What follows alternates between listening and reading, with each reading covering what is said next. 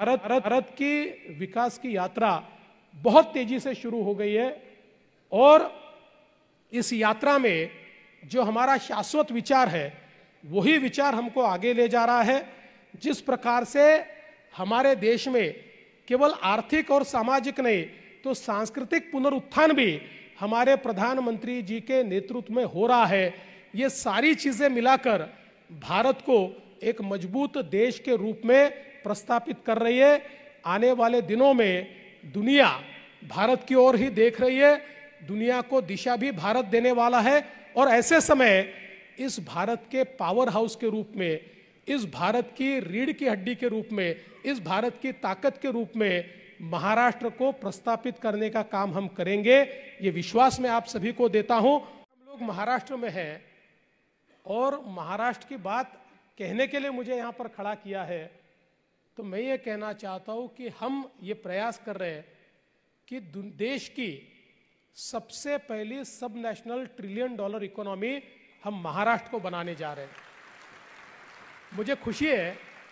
कि पिछले साल हमने $500 बिलियन के मार्क को पीछे छोड़ दिया, हम $500 बिलियन से आगे चले गए। हमारा प्रयास है कि हम लोग बिटवीन 2028 टू 2030 हम लोग महाराष्ट्र को $1 ट्रिलियन इकोनॉमी करें। वैसे आज जिस ग्रोथ रेट के साथ हम लोग चल रहे हैं उसके आधार पर 2032 में हम लोग $1 ट्रिलियन इकोनॉमी होंगे, लेकिन मैं ऐसा मानता हूं कि बिजनेस यूजुअल का जमाना चला गया। अब एक्सीलरेटेड ग्रोथ की हम बात करते हैं और एक्सीलरेटेड ग्रोथ में we aspire to become $1 trillion economy by 2028 और बाय 2030। स्वतंत्रता के बाद जिस प्रकार का आर्थिक चिंतन हमने देखा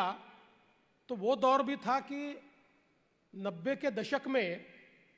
हम लोगों का मजाक उड़ाया जाता था और कहा जाता था हिंदू रेट ऑफ ग्रोथ। हमारी अर्थव्यवस्था के विकास दर को हिंदू ग्रोथ रेट कहा जाता था और मजाक में कहा जाता था कि ये तो चींटी के पांव से चलता है, ये तो आगे बढ़ता ही नहीं है। या फिर यह भी कहा गया कि एक प्रकार से ये तहस नहस होने वाली अर्थव्यवस्था है, एक प्रकार से समाप्त होने वाली अर्थव्यवस्था है। पर मैं ऐसा मानता हूं कि हमारी अर्थव्यवस्था को आज जब लोग देखते हैं तो ये मानते हैं कि ये जो हिंदू ग्रोथ रेट है यही आने वाले दिनों में दुनिया को राह दिखाने वाला ग्रोथ रेट होने वाला है। और आज जब लगातार हम लोग दुनिया की सबसे तेजी से बढ़ती हुई अर्थव्यवस्था बने हैं, दुनिया की 5वीं सबसे बड़ी अर्थव्यवस्था से 3री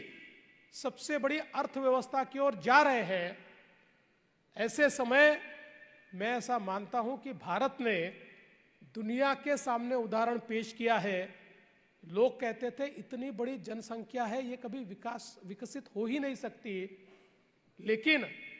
जनसंख्या को मानव संसाधन में परिवर्तित करते हुए विकास को पाया जा सकता है और ये विकास भी सबको साथ में लेकर